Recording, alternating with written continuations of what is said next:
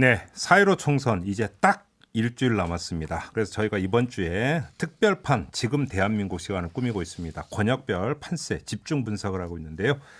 자, 이 두 분과 함께 오늘도 권역별 판세를 한번 분석해 보도록 하겠습니다. K-스탯 컨설팅의 이상일 소장 모셨고요. 어서 오세요. 안녕하세요. 네, 그리고 오피니언 라이브의 윤희웅 여론분석센터장 모셨습니다. 어서 오십시오. 예, 안녕하십니까. 네, 오늘은 그 대구 경북 지역하고 강원 지역 좀 판세를 좀 분석을 해봤으면 좋겠는데요. 한번 먼저 대구 경북 지역부터 좀 그 이야기를 좀 해보죠.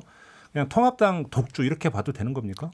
지금 뭐 양당 공이 이제 자체 판세 분석들을 해서 언론 보도 많이 나오고 있는데 뭐 네. TK 지역, 대구 경북 지역은 뭐 통합당 우세라는데 뭐 이견이 없는 것 같습니다. 네. 실제로 이제 그 김부겸 후보에 대해서도 민주당에서 자체적으로는 이제 경합 열세로 분류할 정도로 그렇게 좀 판이 안 좋다라고 보고 있는 것 같은데요. 예.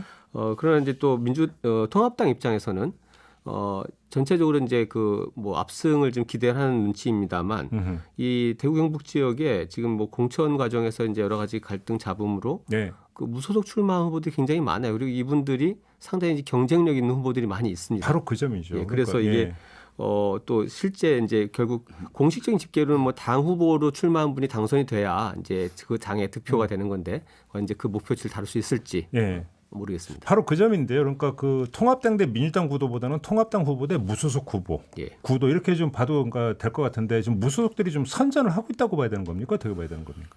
그렇죠. 선전을 뭐 하고 있고 주목받는 인물들이 있는 그런 상황이니까 네. 뭐 대표적으로 아시는 분 이제 청취자분들이 아는 분은 이제 홍준표 그렇죠. 후보가 있는 것인데요. 예. 지금 기본적으로 이제 이 공천 과정에서 이 대구 지역에서도 이제 물갈이를 한다라고 했을 때는 텃밭에서 물갈이를 하는 것이거든요. 네. 텃밭이 아닌 경우는 이제 물갈이 하면은 더 위험한 것이니까. 그렇죠. 그러면서 이제 여기서 많이 물갈이가 이루어지면서 사실은 이제 다른 후보들 신진 후보라든가 이런 분들이 기성 후보를 예. 제치고 이제 공천이 되니까 예. 그 안에서 갈등이 있어서 무소속 후보들이 많이 나왔고 예. 특히 이제 김영우 체제가 통합당에 지금 친박 색채를 좀 빼려고 하는 흐름들을 이제 보이면서 또 친박계 성향의 기성 후보들이 이제 무소속으로 나오는 공천을 예. 받지 못해서 하는 예. 상황들이 있습니다. 정태욱, 곽대훈 이런 후보들 예. 있는데요. 예. 지금 이제 홍준표 후보는 그 이인선 후보라는 이제 통합당 후보와 경쟁을 하고 있어요. 저희가 지난주에 이인선 후보가 인터뷰를 했어요. 했어요. 뭐 이인선 후보가 아주 강도 높게 홍준표 후보를 비판을 하더라고요. 하죠. 이제 네. 왜냐하면 홍준표 후보는 대중성은 있는데 네. 이 지역 연고가 사실은 분명한 것은 아니죠. 뭐 과거에 잠시 이제 학교를 다닐 때 거쳐갔다고 얘기는 합니다만은 그런 부분에서 이제 이인선 후보는 경제부지사까지 지냈고요. 네. 예, 경상북도에서 사론 이제 그 지역에서 지명도가 있긴 한 것인데 어쨌든 이제 대권 주자로서의 부분을 강조하고 있는 것이니까 홍준표 후보로서는 이제 그 부분은 뭐 자신을 하고 있습니다만 지금 월등히 앞서고 있는 상황은 아닌데요. 아유, 이인선 후보고 뭐 거의 박빙이던데. 박빙이죠. 하고 있습니다. 그래서 아마 이게 그 지난 얼마 전에 선거 과정 보면 이제 황교안 후보이기도 하고 이제 당 대표인데 대표가 그 무소속 탈당 후 무소속한 이제 후보들에 대해서 그 강력한 경고를 한 적이 있었잖아요. 입당은 없다고. 입당은 뭐 네. 아예 뭐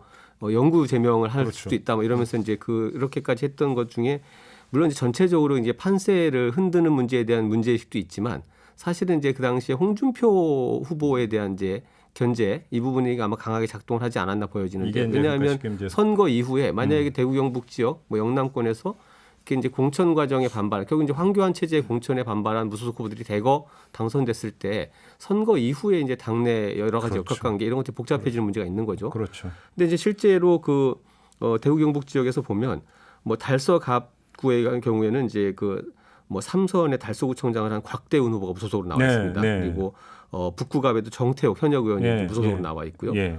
또 영천 청도에는 그 경북 부지사를 했던 김장주 후보가 나와 있고 또 포항남 울릉에는 이제 전 포항시장을 했던 박승호 후보가 무소속으로 나와 있습니다. 네. 그러니까 이런 분들이 지금 뭐 안동 예천은 유명하죠. 이제 권오을, 권택기 두 네. 후보가 다 나와서 사실은 여기는 정말 이제 판을 알 수 없다 이렇게 될 정도로 상당히 그렇게 될 경우에 결국 이게 통합당 입장에서는 보수 색채가 있는 후보들의 승리 가능성이 굉장히 높지만 통합당 그 깃발을 든 후보가 당선될 것이냐 그렇죠. 이 부분이 지금 불확실성이 굉장히 커졌어요. 그러니까요. 결국 이제 무소속 후보가 몇 명이나 당선이 되느냐. 네. 그다음에 또 사실은 몇 명이나 당선되느냐가 여기서 이제 중요한 게 만약에 홍준표 후보가 만약에 당선이 된다고 가정을 한다면 그다음에 황교안 대표의 공언대로 만약에 일단 입당을 일단 만약에 문을 걸어 잠근다고 한다면 이 몇 사람이 만약에 그러니까 그 손을 잡을 가능성도 배제할 수 없는 거 아닌가요? 총선 이후에?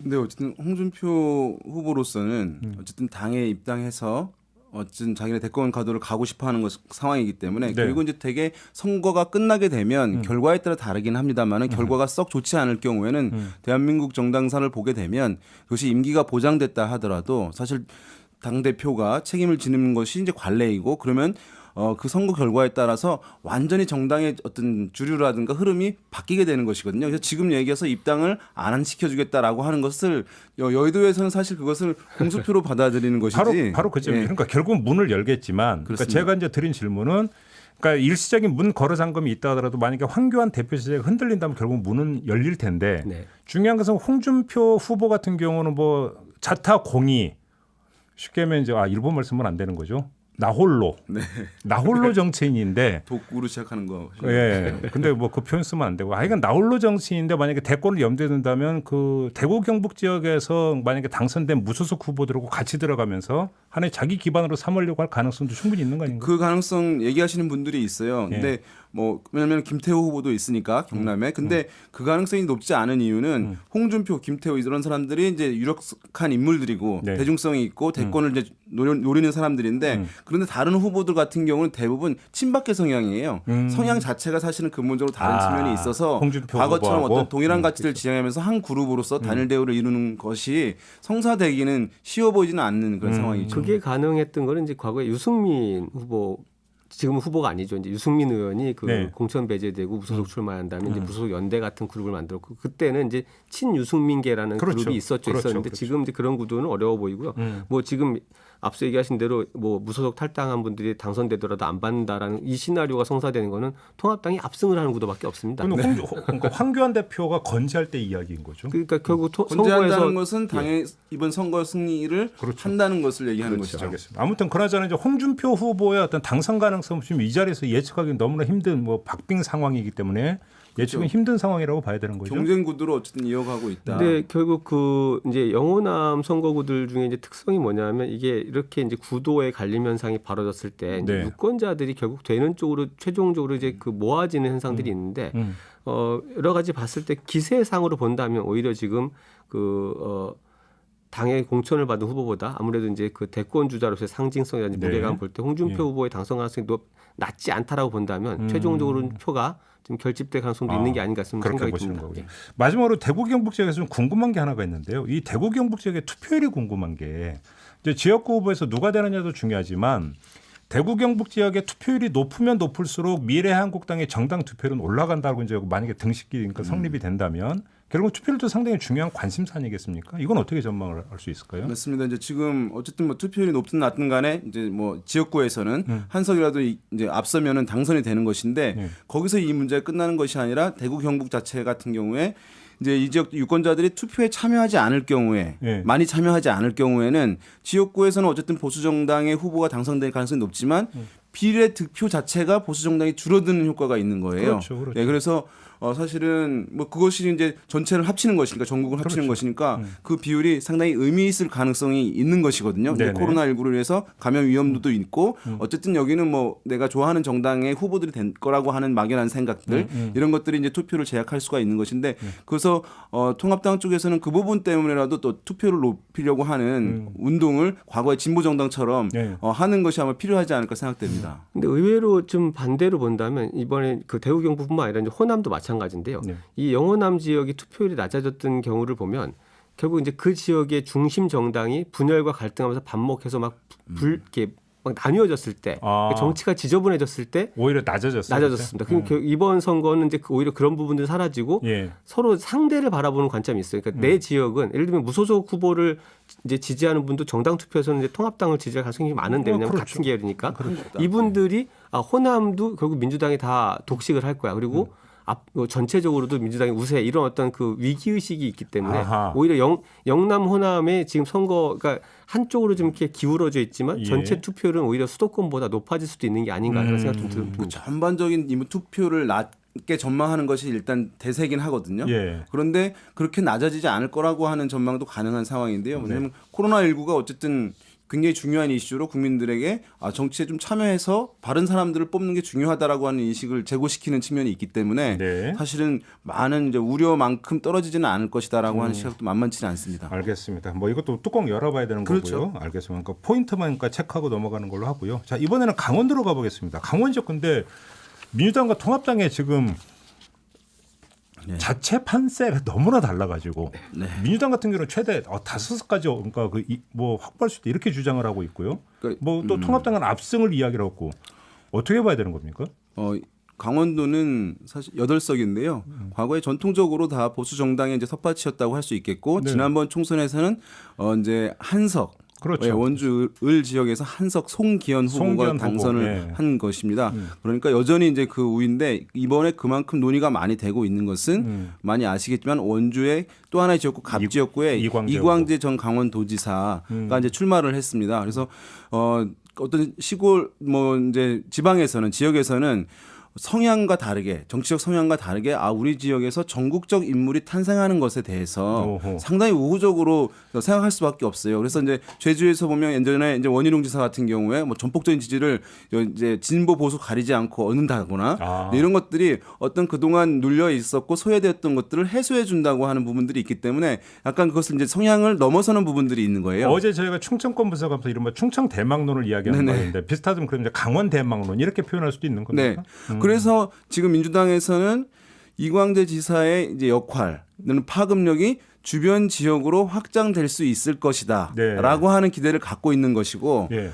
이제 통합당 쪽에서는 뭐 그것이 그 지역에 국한되지 않겠냐라고 한 측면에서 이제 보수적으로 바라보는 측면이 있는데 지금의 판세는 나오는 것들을 보면은 그래도 이전에 비해서는 상당히 혼전 지역들이 많아지고 있는 것은 사실입니다. 근데 일단 저는 궁금한 게 이광재 이제 그 파워를 이야기를 하는데 예. 이광재 후보가 강원지사를 지내는 건 꽤 오래된 얘기 아니냐입니까? 그런데 아직도 아직 오래되고 다 채우지도 못했죠. 그러니까 그런데도 아직도 파괴력 그 영향력이 있는 거예요? 근데 결국 이제 그 이야기는 뭐 이제 원주 갑 지역에서만으로 볼 수 있는 게 아니라 강원도에서 강원도의 도민들 유권자들이 기억하는 이광재 전 지사라는 분이 네. 굉장히 강원도에 대해서 헌신적이고 뭔가 잘하고 기대할 수 있는 사람이었다는 그 기억이 고스란히 남아 있는 게 아닌가라고 추정을 해볼 수 있는 거죠. 네.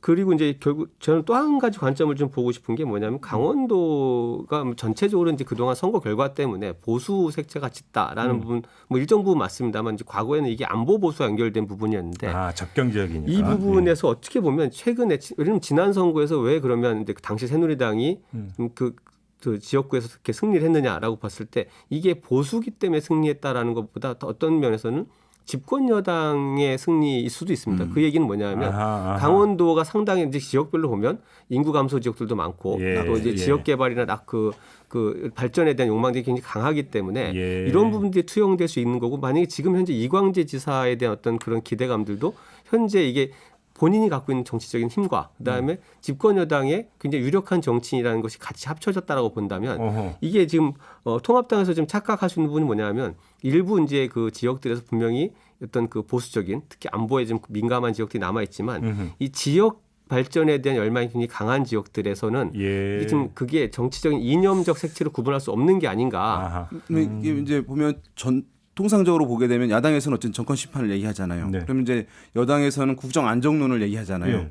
그런데 지역에서는 후보들이 국정 안정 얘기를 많이 하진 않아요. 왜냐하면 그것보다는 방금 우리 이 소장님 말씀하신 대로 지역 힘 발전론. 있는 여당 후보에 의한 예. 지역 발전론을 이렇게 문장으로 프레임으로 만들어서 네, 제시를 하는 것이거든요. 그러면 낙후된 지역 같은 경우 또는 현안이 많은 지역에서는 여당 후보가 돼야지 이것이 이제 해결될 수 있을 것이다라고 하는 기대감을 갖는 측면들이 있고 그다음에 또 많은 경우들이 보면 뭐 예산을 따오겠습니다 이렇게 얘기를 하는데 야당 후보들이 예산을 많이 따오겠습니다라고 하는 게 잘 이제 자연스럽지 않은 것이거든요. 그런 것들은 이제 지역에는 예산 경제라는 것들이 있어요. 대한민국에는 예산을 중앙에서 예산을 따와서 지역 경제를 활성화시키는 것이거든요. 매우 이제 그것을 지역에서는 중시하는데 그것은 여당 후보들이 이제 할 수 있는 것이니까 거기서 캠페인의 차이가 좀 나죠. 대표적인 인물이 그러니까 그 이정현 그 의원이 그렇죠. 순천에 순천에서. 출마했을 때 네. 그때 이제 박근혜 정권 때 예산 폭탄이라고 하는 평가를 쓰면서 그게 이제 그렇죠. 그 얘기를 이제 그러면 지금까지 여론조사가 계속 실시가 되고 있는데 지금 여론조사로 나오고 있는 지금 판세는 어떻습니까? 강원 지역. 강원 지역에서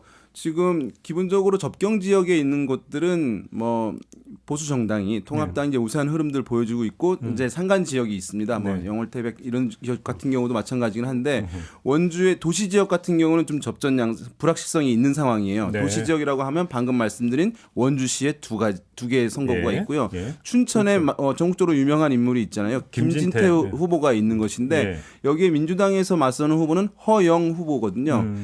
이제 두 후보 지난번에 격차 크지 않았는데 여기가 선거구가 조정이 좀 됐어요. 그래서 춘천, 철원, 화천 양구가 됐는데 가불이 나눠져 있는데 말은 길지만 춘천 지역에서 약간 면 지역들이 네. 그쪽 위로 붙어버린 거예요. 떨어져 나간 것이니까 아마 진보 정당에게 약간 유리할 수 있는 이제 여지가 있는 것이기 때문에 예. 지금 약간 엎치락뒤치락하는 결과들을 보여주고 있는 상황이고 또한 원주 두 곳과 춘천 한 곳 같은 경우는 지금 저 접전 양상이다. 네. 그리고요. 그다음에 한 가지가 이제 강릉이죠. 강릉 한번 되게 뭐 강릉은 뭐 이런 어떤 이제 그 여야 구도보다는 사실은 굉장히 복잡해졌습니다. 이제 무소속 권성동 후보 그렇죠, 또 그렇죠. 그 최명희 후보까지 나왔는데 이 두 사람이 한 사람은 이제 뭐 3선째의 그 현역 의원이고 권성동 또 의원. 예. 전직 이제 강릉시장 그리고 뭐 강릉 최씨 네. 어떤 이런 문중 세력 이런 뜻이 유명하기 때문에 이게 지금 이제 여야의 그 공식 후보들은 이제 그 민주당의 김경수 후보 그리고 이제 통합당의 홍윤식 전 네. 이제 그 행정자치부 장관이었습니다. 근데 네.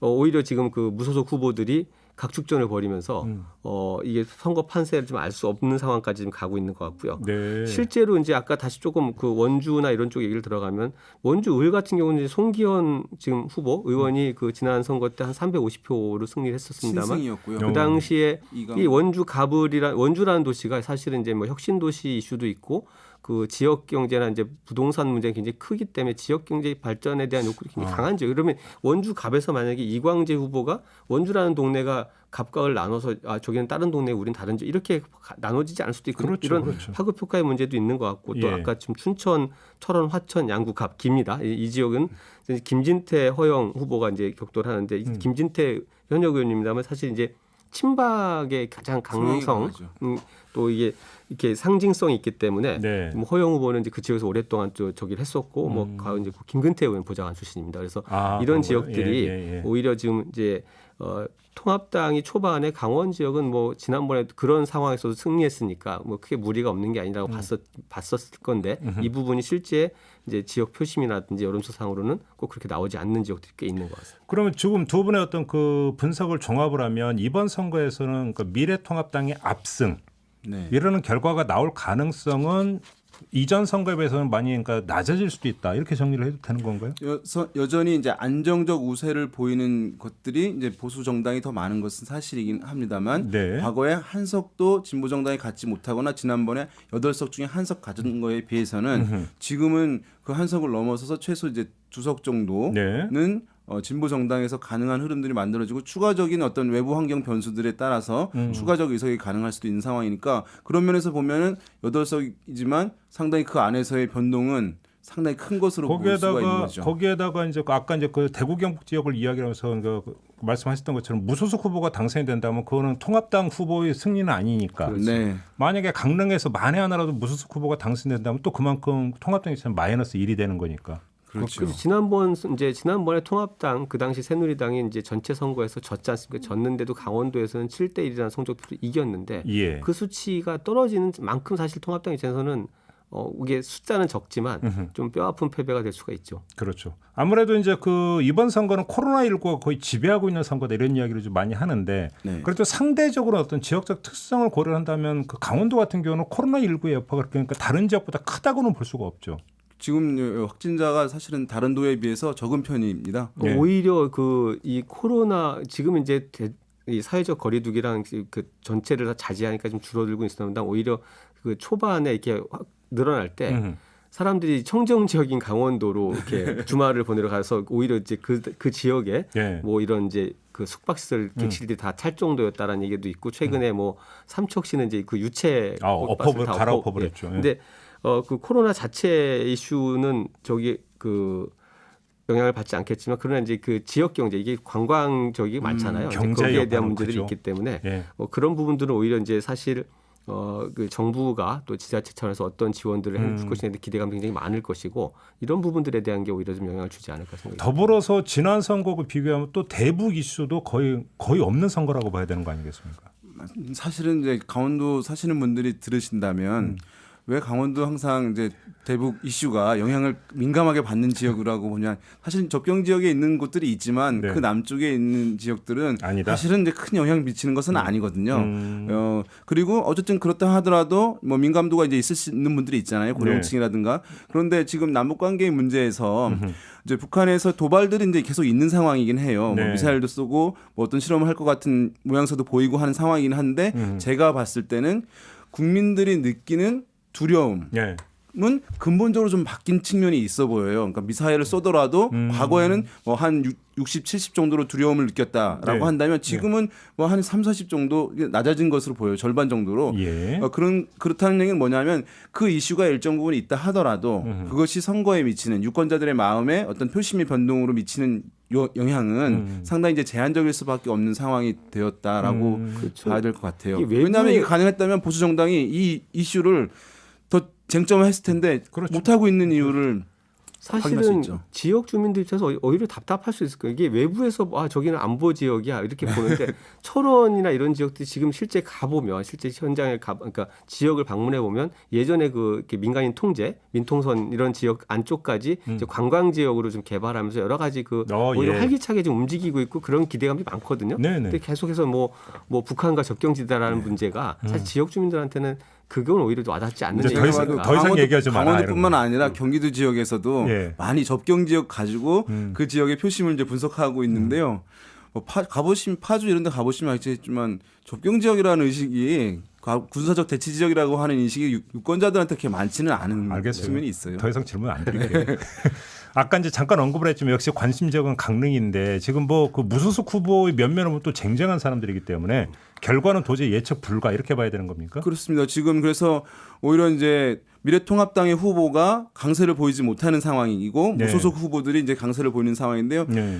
또 민주당에서는 그래서 이제 어부지리를 할 수 있지 않을까. 왜냐하면 보수 후보가 3명이나 나온 거예요. 2명도 분산되니까? 아니고 예. 굉장히 유력한 인물들이 예. 그런 기대를 이제 하고 있는 상황이긴 합니다만은 어쨌든 그 경쟁의 초점은 무소속 후보들에게 예. 이제 쏠려 있는 그런 상황이어서 예. 지금은 어쨌든 4명이기 때문에 표가 막판에 어느 후보로 어느 인물로 쏠릴지 여부를 가늠하기가 뭐, 좀 어려운 상황이긴 그러니까 뭐 하죠. 투표용지 인쇄 이미 들어갔기 때문에 이제 단일화라고 또 물 건너갔다고 봐야 되는 거죠. 그렇죠. 실제로 이제 강릉도 그렇고 그러니까 아까 짚어봤던 대구 경북 지역의 그 안동 예천 같은 경우에는 이게 무소속 후보들이 뭐 다수인데다가 강력하다 보면 근데 이런 지역들이 보수 텃밭이라고 불리면 실제 이제 민주당 계열 후보들이 과거에 보면 득표율이 그렇게 아주 그 뭐 형편없는 수준이 아니거든요. 네. 실제 정당 득표율도 대부분 30% 이상 득표하기 때문에 예, 예. 이렇게 표 갈림이 있을 때는 정말 그 뭐 어부지라는 표현이 이상합니다만 지역에서 하시는 분 열심히 하신 거니까 근데 당선 가능성이 전혀 없다라고도 말 못할 것 같습니다. 그러니까 무소속 후보가 다수 나온 곳 같은 경우는 정말로 이거는 그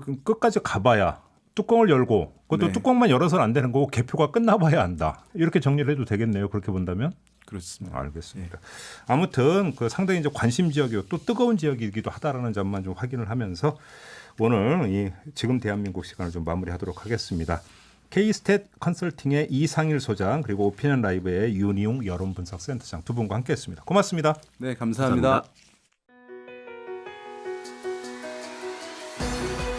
이슈의 핵심을 꿰뚫는 예리한 시선, 믿고 듣는 진품 시사, 김종배 시선 집중.